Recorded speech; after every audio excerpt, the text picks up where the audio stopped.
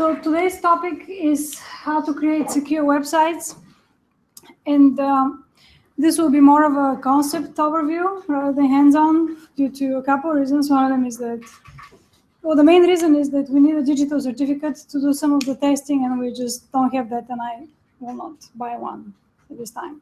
If we had a local server, it has a sample digital certificate you can use. So basically, we're not set up for testing some of the concepts we're going to talk about. And also, I should say that I am by no means a security expert, so maybe you can... Maybe a couple of years. Maybe if any of you know something above and beyond what I'm talking about, please share it with the class. But I think it will give you some overview and... I was going to say, I went to a lecture over that. Do you remember the one where the girl talked about web security? Yeah. And she worked for the consultancy firm? Yeah. Yeah, I thought it was interesting that she also, part of web security is also physical security. And she talked about that part of her job is to get into buildings where they have databases and servers. And she said that's usually the easiest thing because she can just, she'll pretend like she forgot her key card and someone just let her in. And she'll get into the server room, with excuses. And so I just thought that was weird. Like when I thought of web security, I didn't think about the physical. Yeah, but she'll throw a bunch of random USB sticks around and it's if anyone plugs it in, then there's malware all over the people now. Yeah, so that I've heard about this. I guess Amazon Web Services is one way to, unless it can happen on Amazon premises. You might not be aware, or you might be, but I guess there is a trend for newer companies to, instead of using their own server rooms, they're just using the Amazon Web Services cloud. And Amazon maintains all their servers and equipment. So I don't know if, I imagine that would reduce the risk probably substantially, right?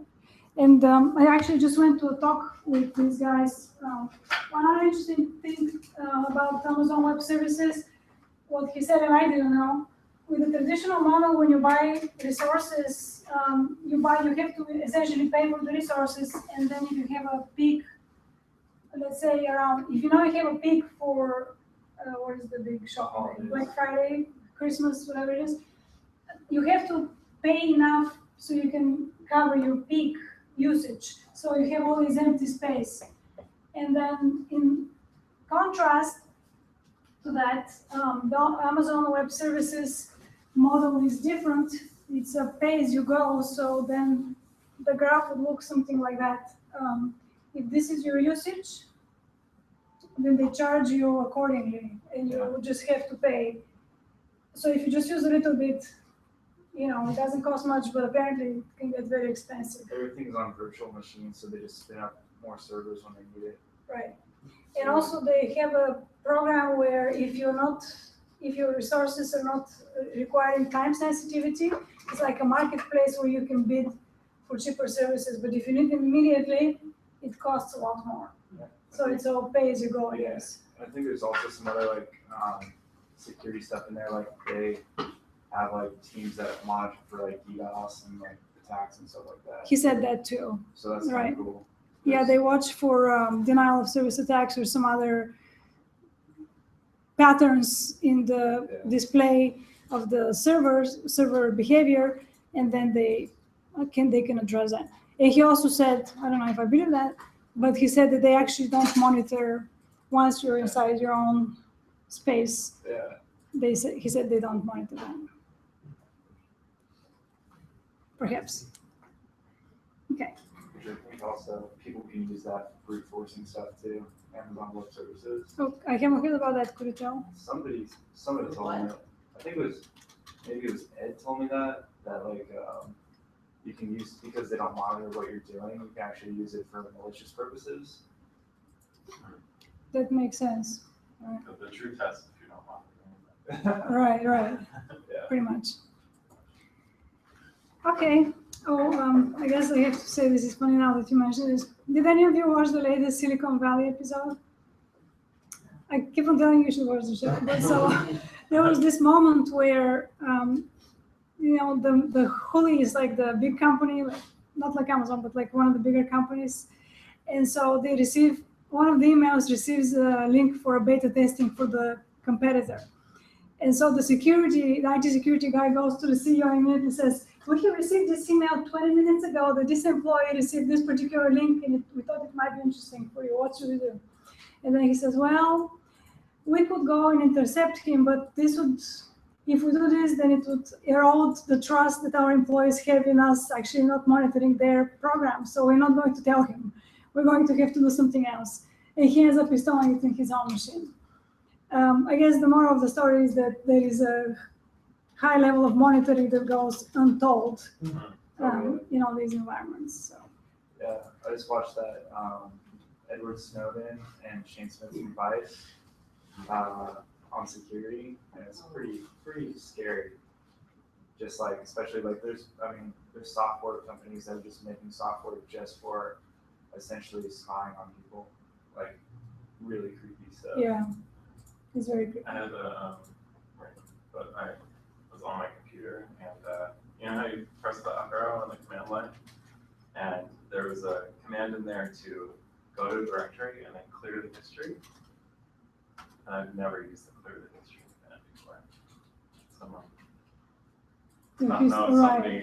like that. Like, was this in the browser or? Right. No, in my terminal. Right, that's creepy. Yeah, I've heard. It's almost to the point where it's surprising if you haven't been hacked yet. I guess that's my feeling at this point. But so we're going to try to, I guess, do what we can to protect your potential customers when you get a job as a web dev. And so one of the things you can do is you can encrypt your data. And so what you can do is you can make your connection for, if you have some kind of sensitive information to protect, if you use HTTP, the data is just going to go unencrypted and it can be intercepted by hackers, and then they're going to take it. In fact, another digression, but not really a digression, there is apparently a Russian company that is like the Russian Facebook. I forgot the name. VK? Yeah, VK. So they just got hacked by a hacker named Peace, who went in and installed the entire database of passwords and so on, and then they were sold. They were being sold for Bitcoin on the darknet market, like 1 Bitcoin for X amount of. So the reason I'm telling you this is actually because when the passwords were stored in the database, they were not encrypted. So there was a big breach of what I'm about to show you here. So you need to encrypt sensitive data. Is the relationship between them, what I'm telling you in our code. All right, so you can use HTTPS, the secure version of HTTP protocol, which is going to allow for encryption of data. If you use HTTPS, then if the site allows for HTTPS, then when you type HTTPS, you're going to see HTTPS turning green, and you're going to see this lock. So this is an indication that you're using HTTPS. And then the data is now encrypted, so that's very helpful. That's one step. So there are a couple of different transport layers that are used for secure transport. There is the TLS and the SSL, SSL being the older of the two. And so I guess that's just informational for you, but these are the two transports that are used for secure transport of data. And so you establish secure connection and then you encrypt the data. And I will speak in a moment what it means to be encrypted in terms of data. So how does authentication happen? So something else you can do is that when someone comes to your site, you can authenticate the entity to make sure that they are who they say they are. And it turns out this is somewhat of a bureaucratic process. You have to buy a digital certificate, and then you have to register it with a certain company. I forgot the name, but I'm sure you can look it up if you ever need to do this. And then after you register and your corporation or you, whoever owns the certificate, is verified that they're an actual person, then the digital certificate is installed on the website, and then it allows for authentication. So this is the thing that we don't have for testing, but if you wanted to purchase one, there are several places where you can do so. So since I use GoDaddy, I'll show you the GoDaddy SSL, and I thought few prices. So you can just look for SSL certificate and you'll see several different options, one of them being GoDaddy. Okay, so if you want to buy for one website, it's going to cost you $62 a year, multiple websites, and then also domains. And so it secures one website, the strongest encryption on the market, and apparently it boosts the Google ranking if you have a certificate installed, okay? So you have been probably prompted when you go to certain sites, it's going to say, or sometimes it's going to say you're reaching out for a site that is not from a trusted source, would you like to continue? And if you know what you're doing and you know the site, then you say yes, and you connect anyway, otherwise it would not allow you to connect. Has this happened to any of you? I imagine it has. I don't think I can reproduce it right now. And then if you already are connecting with a known host, then it's just going to do the connection for you and authenticate you automatically. And you can add a new authentication digital certificate to your existing list. And then it's going to stop asking you, okay?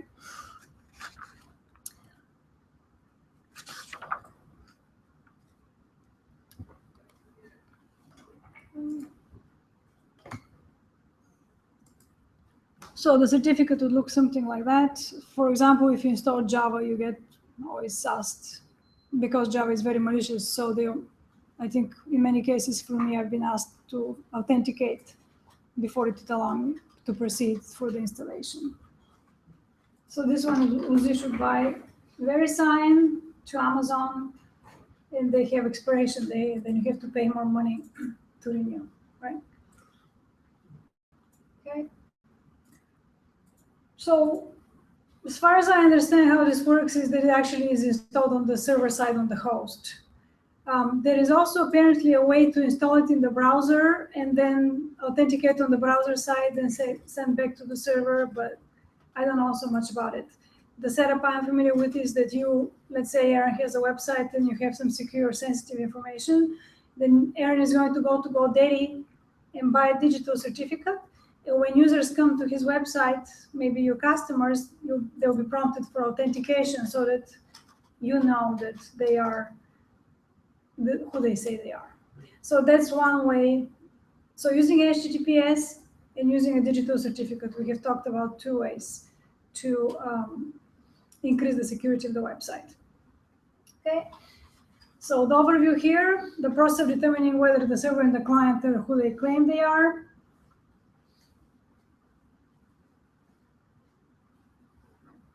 When the browser makes the initial attempt to communicate, the server is going to authenticate to the digital certificate. And if the digital certificate is registered to the browser, then you will not be prompted, as I mentioned. Otherwise, you'll be prompted and you have an option to add it to your browser list of digital certificates. Here are some possible places where you can buy such a certificate, and they come in different strengths. So the higher the bit number, the higher the secure sockets layer. So if you're really concerned about security, you get to 56-bit. This is the highest form of security.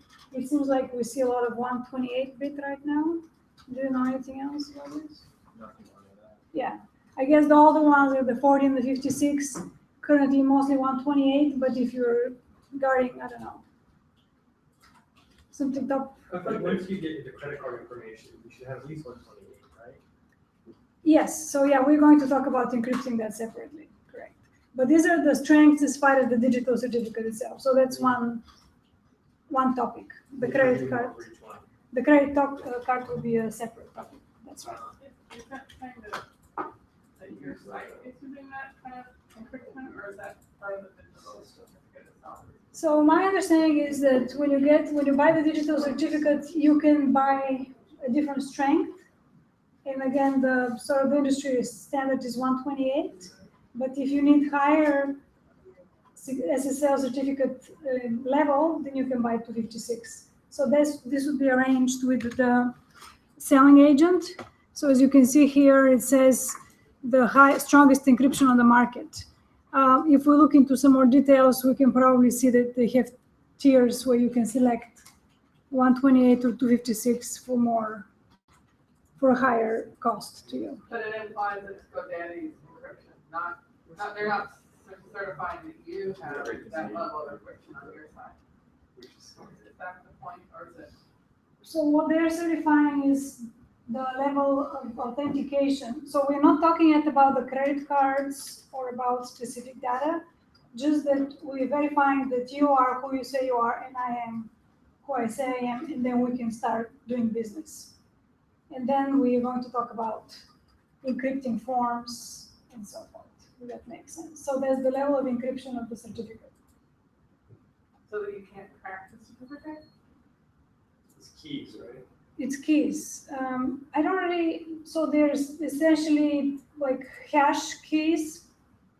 And so you can't crack it, I guess that's the right way to look at it. The lower the level of bits, the easier it is to crack. And so if it's 256 bits, it's very difficult to crack. Yeah, it would be like, it would take a lot of resources. It's not to say that it couldn't be done, it's just like, you'd have to dedicate a lot to it. You know, just like, Right. Yeah, so it makes it more difficult. And even this is only one level of security. This is one level of security. So we have discussed using a secure HTTP, using a digital certificate. So we have discussed 2 levels of security so And you far. can use both simultaneously. And then Yes, you can also add more. and we're going to add more as far as the specific data. So these are the 2 agencies that are involved. You ask for a certification authority to register a certificate on your behalf, and then they contact the registration authority, who are going to do a background to make sure you are who you say you are, and you're actually really selling suites, you know, and then they wish you the certificate for your particular site.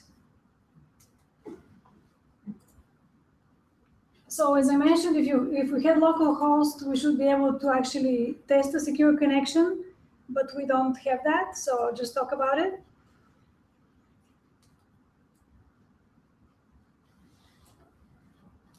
So once you request a secure connection, then the HTTPS is going to show up. And then after that, I think you're secure even if HTTP shows. But the first time you establish secure connection, you need to look for the little lock in HTTPS showing up. So here is a warning page. Your connection is not private, and then you can go here, and then you can add the certificate. Or rather, not add the certificate. In this case, it's going to say, yes, you can continue. I know what I'm doing. I'm going to continue to this domain. Okay?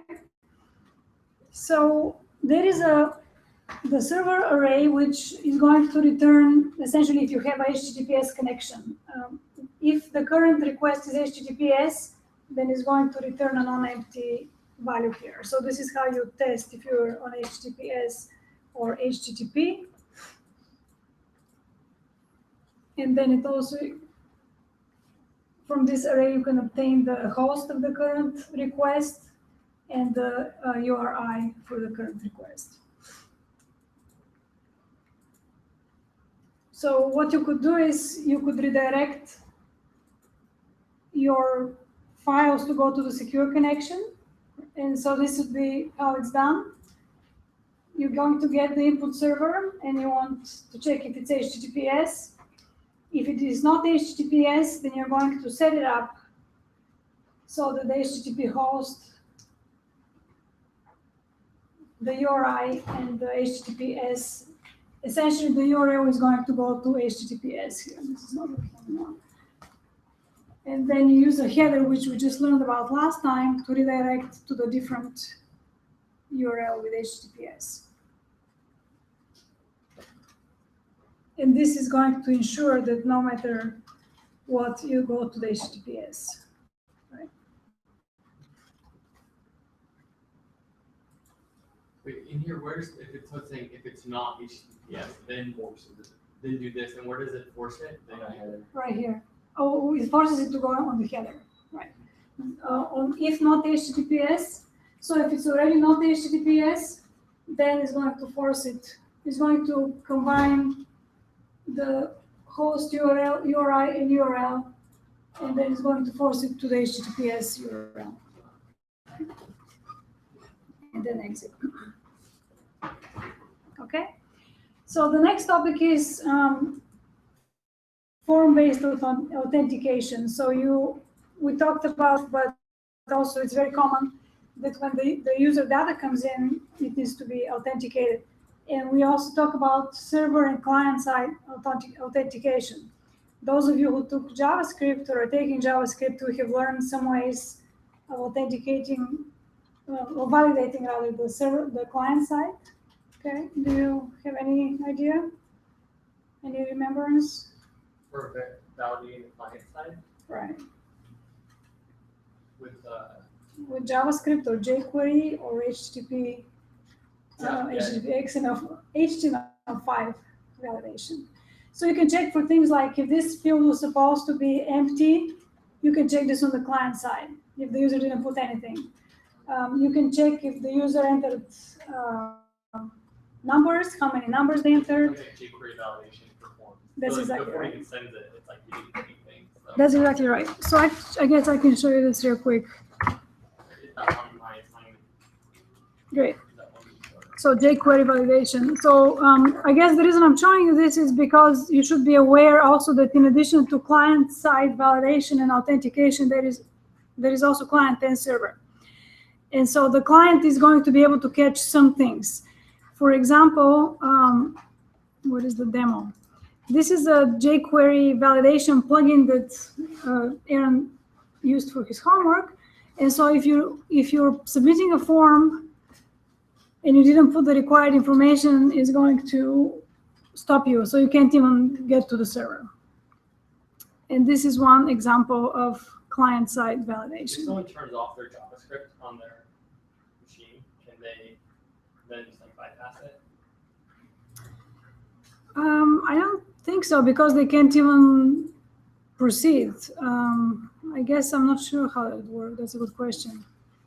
If the JavaScript is disabled, then you'll not be able to, See the form. well, you can see the form, When but would it submit? I don't think it will submit. Yeah. All right. So you can, if you have a form to gather user data, the most common and most professional way is to develop a form, and you all have done this hopefully in Web 110 and other classes. Has everyone in this room developed a form in HTML? Okay, great. So that's what we're talking about. And that's the most professional way you can present to the user. You can also use what we call basic authentication, which is just you use the browser pop-up with username, and I'm sure you've seen those too. So that works too, it just doesn't look that great. And if you have a form, then you're going to have, you can style it, you can only request one name and password for one session. But however, by default, this information is not encrypted before sent to the server, which means that it can be intercepted and used for malicious purpose. And it's the same with the basic authentication. It's just a browser pop-up box that gets displayed. And again, it is not encrypted. And there is also a digest authentication, which is a third form. I'm not really familiar with it, but just be aware there is also some additional ways of authenticating. All right, okay, so actually I don't know about this. So the idea here is that the browser is going to get the data and then encrypt it before it sends it to the server side. So that's a little bit more secure compared to not encrypting. All right, so there is a function which we can use to encrypt a string, such as when the user enters their password or email. So we should encrypt it before we send it. And there is the SHA1. So this is a hash, a function that is going to turn certain string into a hash by adding additional numbers, for example.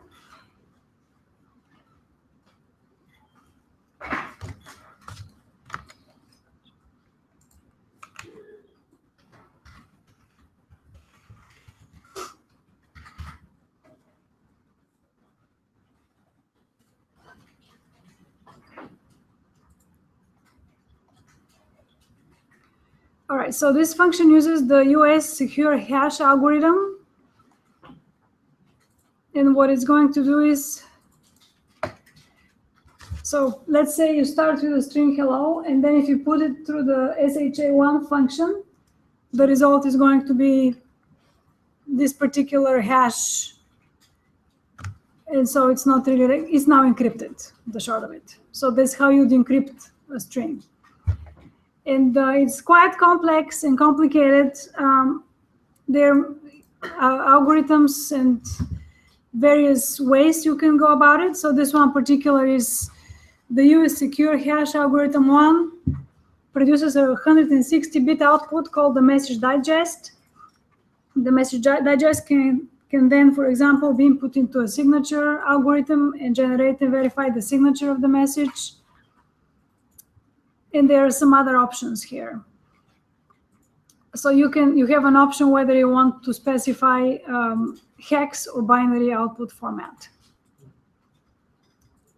So if we set raw here,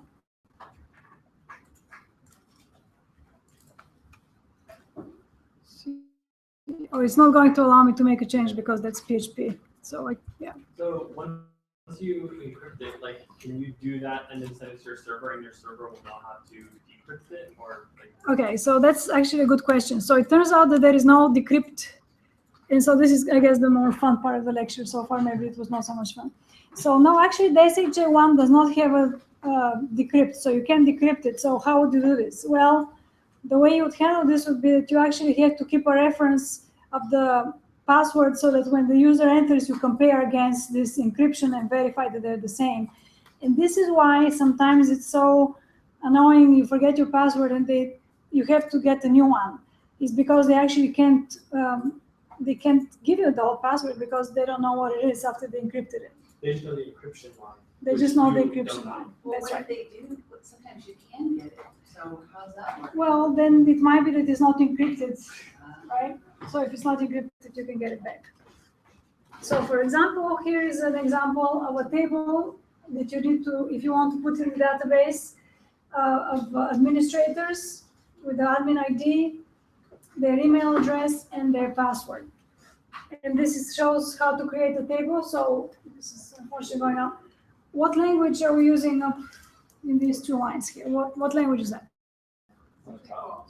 Yeah, SQL, right?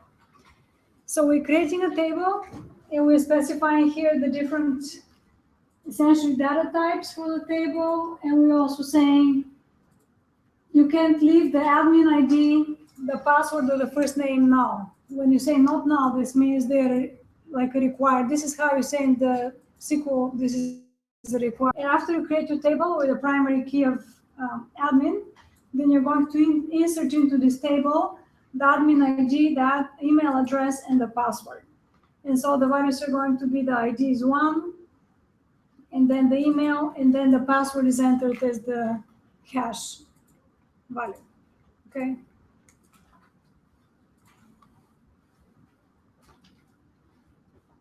What time is it? Let's see.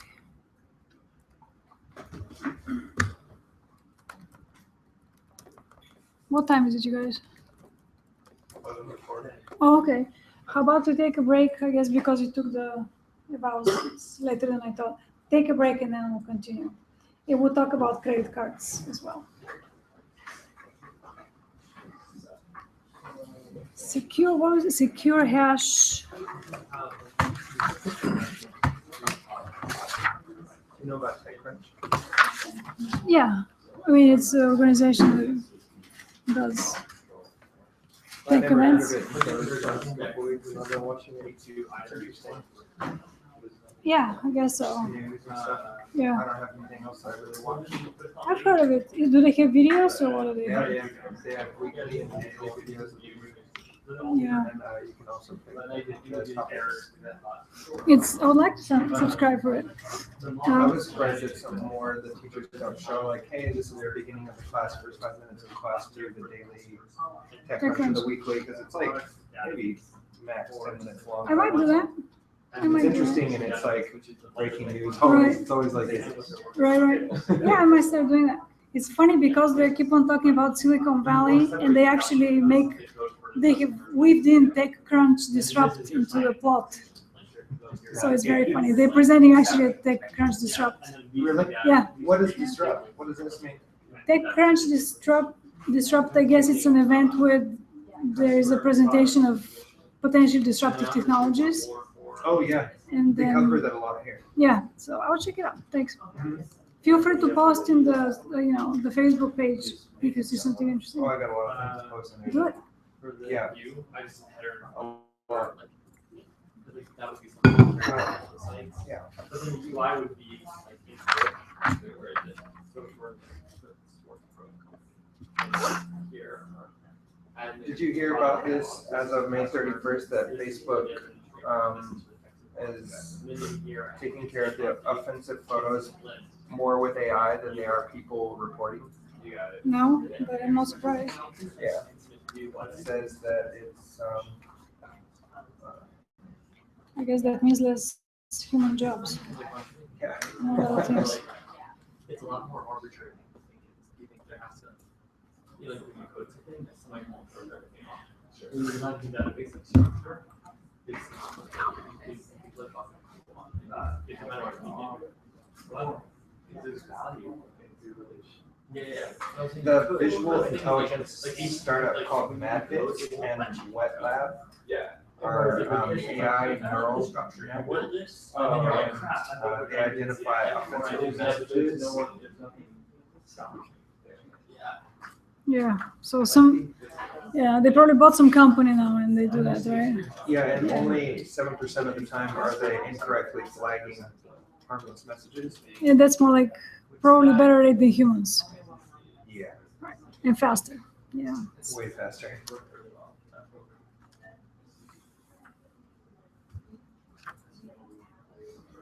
It cuts down on the amount of people needed for that job, but it also, for Twitter, they still require a human to give the go-ahead.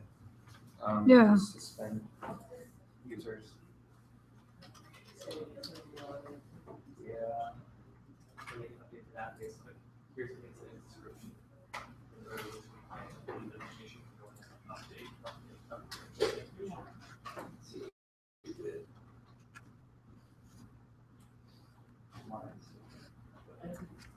Okay.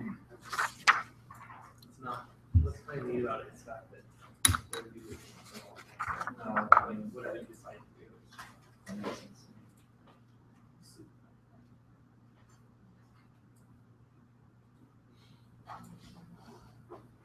Mm.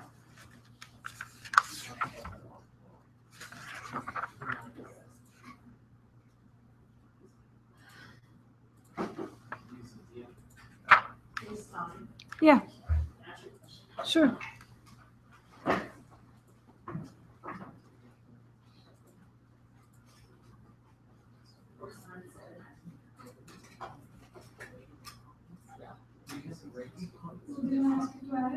This is actually. I just haven't gotten around to it. No, you can just add it, but I just get to see it. Okay. You need it on the product. No, yeah. Because it's in the code. Sure. This is The only thing that's different here is that you have a product like you're going to you have no.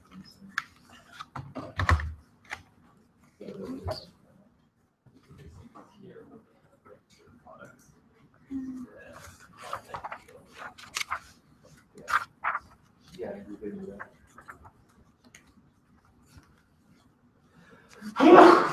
All right. I think those are my time. Gesundheit. Okay. Oh, really?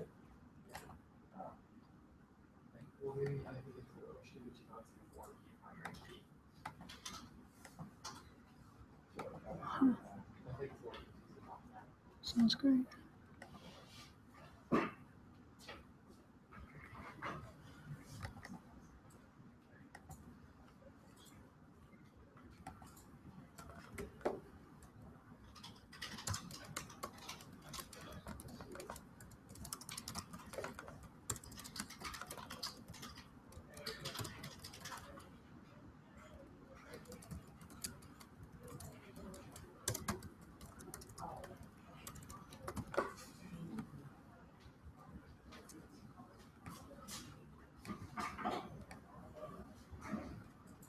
All right, well, let's, I guess, continue.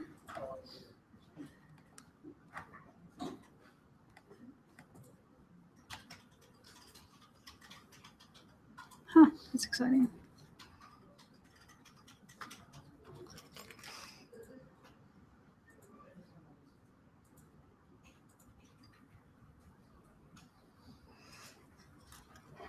All right.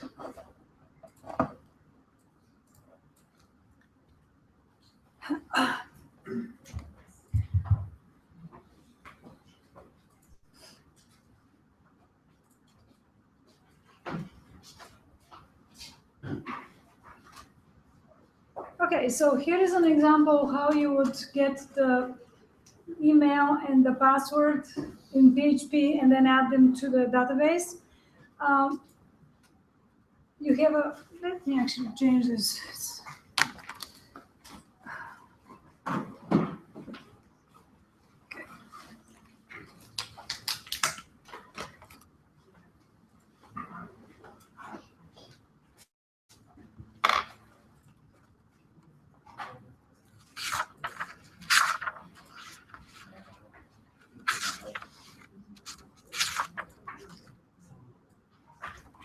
So SHA, I was forgetting, it stands for secure hash algorithm. So the function is SHA1 is the secure hash algorithm function. And it only encrypts, it does not decrypt, right? What decrypts? There is an entire library we're about to talk about. So they encrypt and decrypt. That's kind of interesting how realistically, like, you put in a password. As far as the computer system is working, like it cares about, it's like the password you typed in was like a bunch of garble to us. But every it's consistently always a single letter. So even a password first, whatever. Yeah. But it recognizes that it's just like for that word. I didn't make this one. It's valid. Not just because of it. It works. Everything's every word. So even if it's cases that have the right case. Okay. So Aaron, you were saying that it's interesting that the Oh, it's just the computer. fact that like you type in any word like rabbit for a password, and then it's like then it takes that and kind of like associates it with this now really long string of numbers and things that they use it. So like, is it past your machine? That like once you type it in your machine, it immediately encrypts it into that string that it created the first time, and then it will always use that to send. So it's not. It's what is happening is it's not quite like that. It actually compares with the. So the way it would work would be you're going to type rabbit, and then it's going to go to the server, and then the server is going to associate rabbit with a certain decryption that is already in the database, and is going to compare those two. So the comparison happens at the decrypted level. And that's good because if somebody hacked into a database, they could not get, if they get the information, they now have the extra task of decrypting it, which, it's not impossible, but it's hard to do. So you put your own password with human words, but then when it gets to the server, it knows to associate it with a certain decrypted version in the database, and that's what it compares. So it gets like if you want to steal it, you want to get it en route to the server, like the human word. Well, if you're using secure HTTPS, then it's encrypted there too. So that's your second layer of security, right? If you just send the form with HTTP, then and if you send it with GET, so there are different things you can do to make it more secure. You certainly don't want to send it with GET. Do you know anything else about this? I guess I don't know specifically about that, but like a good exercise would just be to get Thunderbird, it's a Mozilla Firefox extension, and you can do PHP encryption for your email, and you can kind of see how it works and learn about it that way. So basically, it's just the simple keys, pretty good protection. So yeah, I mean that's how I learned most of like just seeing the process actually happen. Okay. Encryption was good. So PGP is another encryption format. Again, Yeah. I don't know much about it, but Yeah, standard for like email encryption. It's Okay. just PGP just means that basically you share keys between two people, and then you have your private keys underneath that. So you can share the public keys to anyone and share those, and then somehow they're able to build a relationship. So if you send an email encrypted with your like you encrypt it with your encryption, and only the people that have your key and their private key can decrypt it. So it's kind of weird. So only yeah, I they don't know can how do it it. works. Right. Yeah. And again, these are the algorithms for security are very advanced, so Yeah. we don't need to be too concerned about it. One thing actually I forgot to mention also that came out of the article about the Russian Facebook company.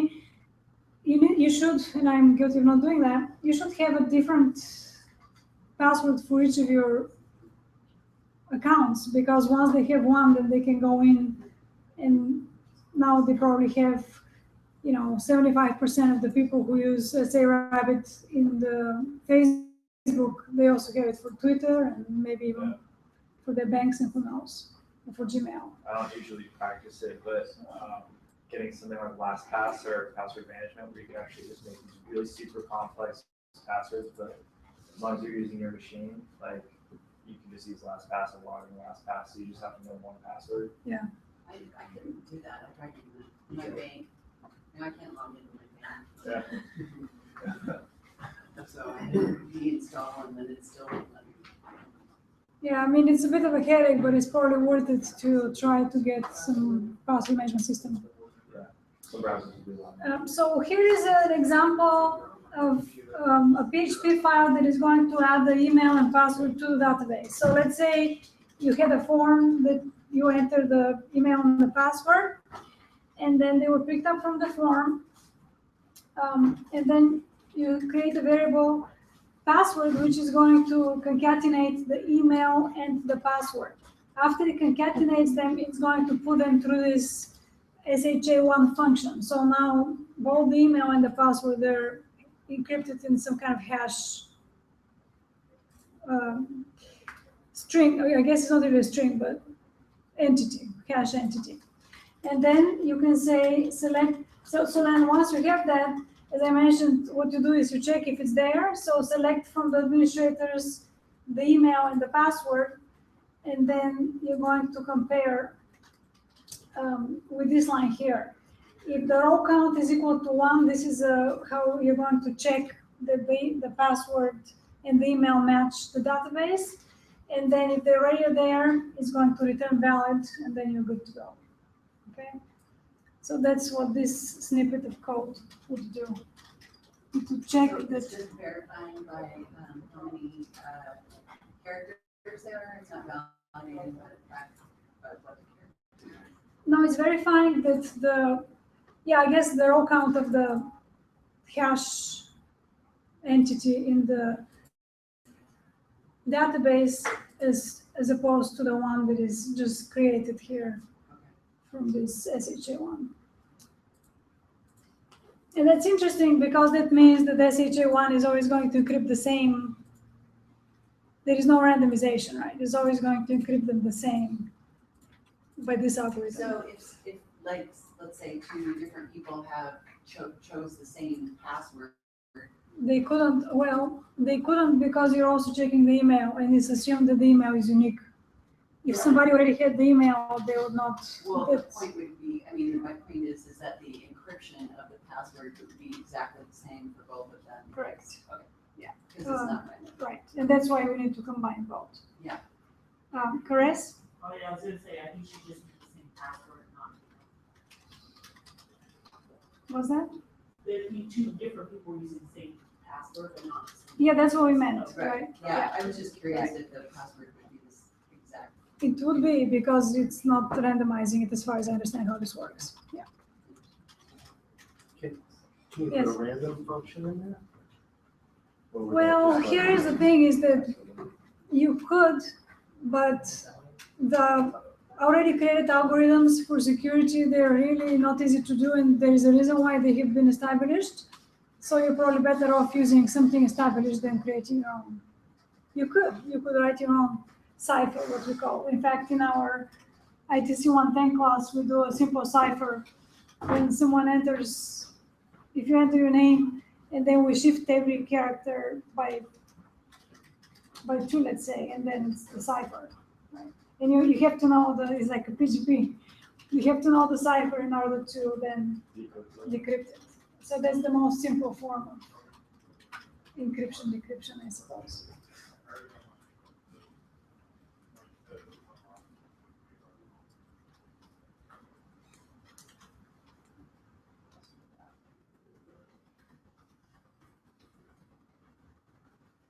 So this is what the basic authentication looks like, and like I mentioned, I'm sure you have all encountered it.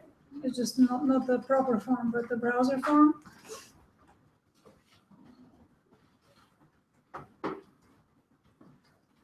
And this is the last thing I wanted to show you. So sometimes you have to decrypt. You can just do one-way encryption. So there is a library called Crypt that we could use for this purpose. And this is the code, but let me bring up the Crypt PHP. So it's an extension, I believe.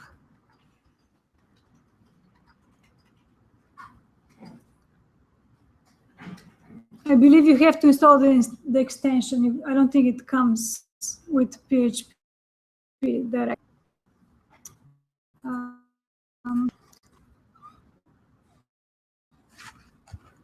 Trying to find a more readable reference, but here.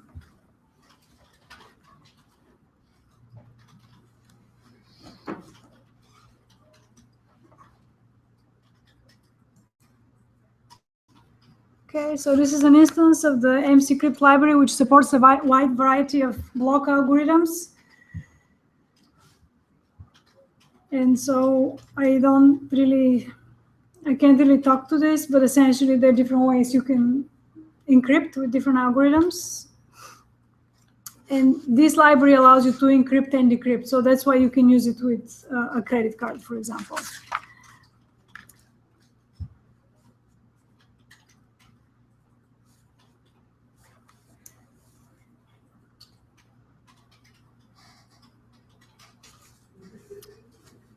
So a fun fact, this was based on an advanced encryption standard adopted by the US government in 2002. And it uses the Rijando cipher, which is a cipher developed, so it's a cipher algorithm developed by some Belgian cryptographers. So we don't really need to know. You can read more about it, but I just wanted to introduce the topic. But here is an example. If you had a credit card, how would you encrypt it? So you have the credit card number, and then essentially it uses some constants to specify those different, I guess, parameters that go into building the algorithm. It has 128, 256, so the different strengths of the encryption. These are the bit key sizes, is I guess properly referred to. And then you have a key. You generate a key, and after you have the key, you have to generate this is the vector, and I don't even remember what IVS is. Basically, just different parameters you need to have in order to generate the cipher. And then you're going to encrypt the data finally with using all these different setup arguments that you created here. So the data is going to be MC underscore encrypt. This is the name of the function you'd call, and then you pass the cipher, the key, the credit card number, the mode, and the initialization vector. And then you can say what is the base of the encode, and again, it can be different bit sizes up to 256. And then you should be able to get the encrypted credit card. To decrypt it, you're going to code the decrypt. So the MC Crypt supports both encryption and decryption. And to decrypt it, you have to pass it the cipher, the key, the data, the mode, and the initialization vector. And that's one example. And also, if you're doing a lot of encryption and decryption, it might make sense to actually create your own class and essentially write wrapper functions instead of having to write this out every time. If you're processing credit cards, you'd create a class and then you just call the methods to just simplify a little bit the process. So you can just go encrypt and pass the data rather than having to write this out every time. And something else, I imagine that there are third-party programs that you can buy instead of having to do this yourself. Or if you're using a framework such as WordPress, they'll handle some of this for you, right? Although I guess WordPress is not exactly known for its great security, but that's a different, I guess it's. Well, you get into like if you start installing plugins and stuff. Right. I just had this happen where the plugin was insecure. Yeah, So it just makes everything insecure. right. It's difficult, yeah. Okay, and then to use the code for the Crypt class, you require the class create a new object, and then you just call encrypt, and it does everything in this class here, and it will show you the encrypted and decrypted data. And that's all I can share with you on this topic. Like I said, I'm not really an expert, but hopefully it gave you some idea a little bit of what's going on. Maybe we can do a review, I guess, before I let you work, of what techniques for web security did we cover. So let's do this as a little final exercise. On Tuesday, we still have a class, right? So I will still give you an ungraded quiz as another way to review, but let's just write out here. So if you were to create a secure website. We're going to have class and not a review day. Well, we don't really have new material. We'll do a review on Tuesday. And when is your final? On Wednesday. Right. Okay, so what was the first technique we learned about? Server certificate. Digital certificate? Okay. HTTPS. Okay. So actually we should do this. And we learned how we can enforce with PHP a redirect so that you go to HTTPS if you're not already, okay? We learned about using a digital certificate which you can purchase for your company. And also if you're prompted from a server, you know what that is now.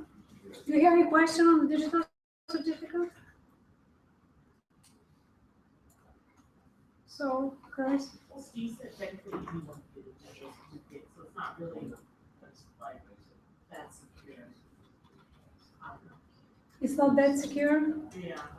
Well- It's technically, you can purchase people certificate. Yeah, I mean, it's not bulletproof, but I think it's a step in the right direction. Certainly it's not bulletproof. So let me